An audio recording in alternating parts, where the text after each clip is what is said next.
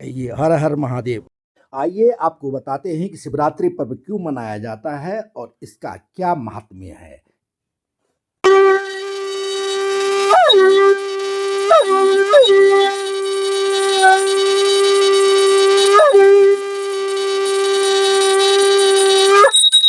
संभवाय च मयो भवाय च नमो शंकराय च मयस्कराय च नमो शिवाय च शिवतराय ओम ईशानां सर्वज्ञानां भूताधिपतिर्ब्रह्मोऽधिपतिर्ब्रह्मो शिवम् ओम विद्रवाय विद्महे महादेवाय धीमहि तन्नो रुद्रः प्रचोदयात् ओम सर्वभय रुद्रः तस्मै रुद्राय नमो अस्तु ओम वृषभः रुद्राय नमो नमो नमः विश्वं भूतं भुवनं चित्रं बहुतं जायमानं च ओम शिवाय नमो महेश्वराय नमो शंभवे नमो पिनाकने नमो सत्येकराय नमो वामदेवाय नमो रूपाक्षाय नमो कर्दने नमो नीलोताय शंकराय नमो शूलपाणिने नमो खड्गने नमो विष्णुवल्लभाय नमो श्रीकृष्णाय नमो अंबिकानाथाय नमो श्रीकंठाय नमो शिवाय नमो भवाय नमो।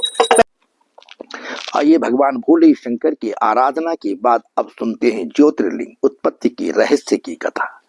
प्रकल्प के प्रारंभ में भगवान ब्रह्मा जब अंडज, पिंडज, उद्भिज, स्वेदज एवं देवताओं यानी प्राणियों आदि की सृष्टि कर चुके थे तो एक दिन वो घूमते घूमते स्वेच्छा से क्षीर सागर के पास पहुंचे। क्षीर सागर में उन्होंने देखा कि भगवान नारायण जो हैं वहां शेष नाग की सैया पर जो है अध लेटे हुए हैं। माँ लक्ष्मी, भूदेवी, श्रीदेवी उनके चरणों में है। उनके चरण गरुड़, नंद, सुनंद, पार्षद, गंधर्व, किन्नर जो है विनम्र भाव से उनके सामने हाथ जोड़े हुए हैं। तो ब्रह्मा जी को यह देख करके आश्चर्य हो। उन्होंने कहा कि सृष्टि का मूल कारण तो मैं हूँ, सबका स्वामी और नियंता और पितामह मैं हूँ। मैंने जो है पृथ्वी पर प्राणियों की उत्पत्ति की, ये कौन है जो इस तरह से सोए हुए हैं। तो वहां जी ने समीप जाकर पूछा, तुम कौन हो? उठो, देखो मैं तुम्हारा स्वामी पिता आया हूं। नारायण ने केवल दृष्टि उठाई और मंद मुस्कुराते हुए बोले, वत्स तुम्हारा मंगल, आओ इस आसन पर बैठो। ब्रह्मा जी को इससे और क्रोध आ गया। वो झल्लाकर बोले, मैं तुम्हारा रक्षक और जगत का पितामह हूं, तुमको मेरा सम्मान करना चाहिए। इस तरह भगवान नारायण ने शांत भाव से उनको कहा, जगत मुझ में स्थित है, फिर आप उसे अपना क्यों कहते हो? तुम तो मेरी नाभि कमल से पैदा हुए हो, अतः तो मेरे पुत्र हुए ना। मैं सृष्टा, मैं स्वामी हूं। यह विवाद दोनों में बढ़ने लगा। ब्रह्मा जी ने जैसे ही नारायण पर प्रहार किया तो तत्क्षण श्री नारायण के दाहिने अंग से भगवान विष्णु प्रकट हो गए। दोनों में युद्ध छिड़ गया। ब्रह्मा जी हंस पर और विष्णु जी गरुड़ पर बैठकर युद्ध करने लगे। देवता इसे देख कर के विचलित हो गए, कोई बीच में नहीं आ सके। ब्रह्मा जी ने भयंकर युद्ध के बीच अपना पाशुपत छोड़ा तो श्री विष्णु जी ने माहेश्वर अस्त्र उठा लिए। दिशाएं अस्त्रों की तेज से चलने लगी। सृष्टि में प्रलय की संभावना जैसी हो गई थी। यह देख करके देवतागण भागते हुए कैलाशपति भगवान श्री भोले शंकर के पास पहुंचे। भगवान शिव जी अंतर्यामी हैं, वे समझ गए थे क्यों आए हैं। तो उनकी स्तुति पर, देवताओं की स्तुति पर भगवान बोले, मैं ब्रह्मा विष्णु के युद्ध को जानता हूं, मैं उसे शांत करूंगा। भगवान शंकर दोनों के मध्य अनादि अनंत ज्योतिर्मय स्तंभ के रूप में भगवान भोले शंकर प्रकट हो गए। फागुन कृष्ण चतुर्दशी की रात्रि यानी शिवरात्रि को आदिदेव भगवान श्री शिव करोड़ों सूर्यों के समान प्रभाव वाले लिंग रूप में प्रकट हुए। उत्तर भोले शंकर के ज्योतिर्मय लिंग रूप में प्रकट होने के बाद माहेश्वर और पशुपत दोनों अस्त्र शांत होकर उसी ज्योतिर्लिंग में समा गए। ब्रह्मा विष्णु दोनों चौंके, यह तीसरा कौन आया? इसके आदि अंत का पता लगाना चाहिए। इसका आदि कहाँ है, अंत कहाँ है? इसलिए दोनों देवताओं ने तय किया।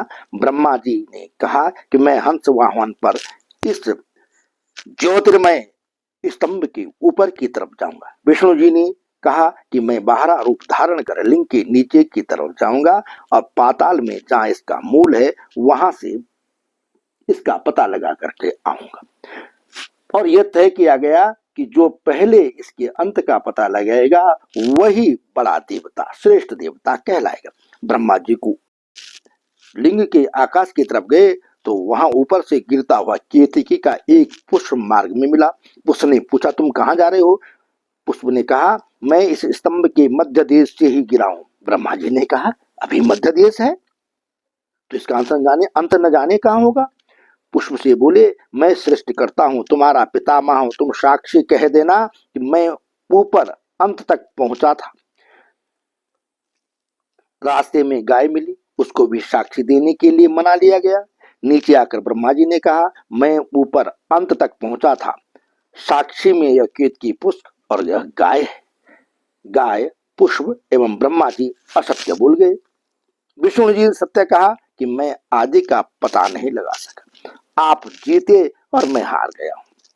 श्री विष्णु इस ज्योतिर्लिंग की अंत तक पहुंचे ब्रह्मा जी की बात पर विश्वास कर जैसे ही उनकी पूजा के लिए तत्पर हुए तो तत्काल ज्योतिर्लिंग स्तंभ से साक्षात भगवान शंकर प्रकट हुए। उन्होंने भौं का एक भाल उखाड़कर पृथ्वी पर मारा।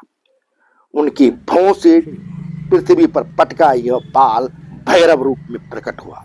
शिव जी की आज्ञा से भैरव ने ब्रह्मा जी के असत्य भाषण करने वाले पंचम मुख को काट दिया। दूसरा मुख काटने को उद्यत हुए तो भगवान विष्णु ने हाथ जोड़कर प्रार्थना की कि जिस मुख ने असत्य बोला वह तो आपने काट दिया, किसी मुख ने असत्य नहीं बोला, इसलिए उनके उस मुख को क्षमा कर दीजिए। तब ब्रह्मा जी उसी समय से चतुर्मुख हो गए। शिव जी ने ब्रह्मा जी को शाप दिया, तुम्हारी लोक में पूजा नहीं होगी क्योंकि तुमने असत्य बोला है। तुम्हारी पूजा केवल यज्ञ कर्म में और पुष्कर में तुम्हारी पूजा होगी। भगवान शंकर ने पांचवें कटे सिर को अपने मुंड माला में सुमेरु बनाकर धारण कर लिया। केतकी पुष्प को शाप दिया कि आप आज से मेरी तथा किसी भी देवता की पूजा में आपका इस्तेमाल नहीं होगा, न आपको मस्तक पर चढ़ाया जाएगा, आप सिर्फ मंडप पर सजावट के रूप में इस्तेमाल होंगे।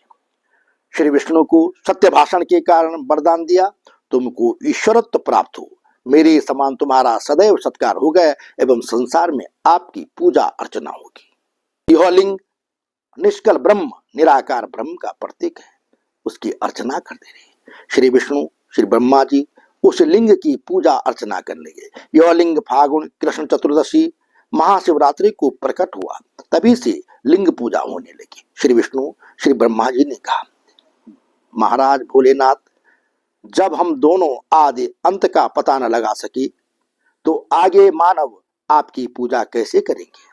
तब भगवान शिव जी 12 ज्योतिर्लिंग विभक्त होकर के सामने आए। तभी से 12 ज्योतिर्लिंग पूजा चल रही है। और 12 ज्योतिर्लिंग कहाँ कहाँ है ये भी थोड़ा बता दूं कि गिर सोमनाथ गुजरात में, मल्लिकार्जुन है श्रीशैल कुरनूल आंध्र प्रदेश में, श्री महाकालेश्वर है उज्जैन मध्य प्रदेश में, श्री ओंकारेश्वर है खंडवा मध्य प्रदेश में, श्री केदारनाथ है रुद्रप्रयाग उत्तराखंड में, श्री भीमशंकर पूना महाराष्ट्र में, श्री विश्वेश्वर यानी विश्वनाथ जी महाराज वाराणसी उत्तर प्रदेश में, श्री त्र्यंबकेश्वर नासिक महाराष्ट्र, श्री वैद्यनाथ देवघर झारखंड, श्री नागेश्वर द्वारका गुजरात में, श्री रामेश्वर रामनाथपुरम तमिलनाडु और श्री घुश्मेश्वर औरंगाबाद महाराष्ट्र में। बोले ज्योतिर्लिंग स्वरूप भगवान श्री भोलेनाथ महाराज की जय।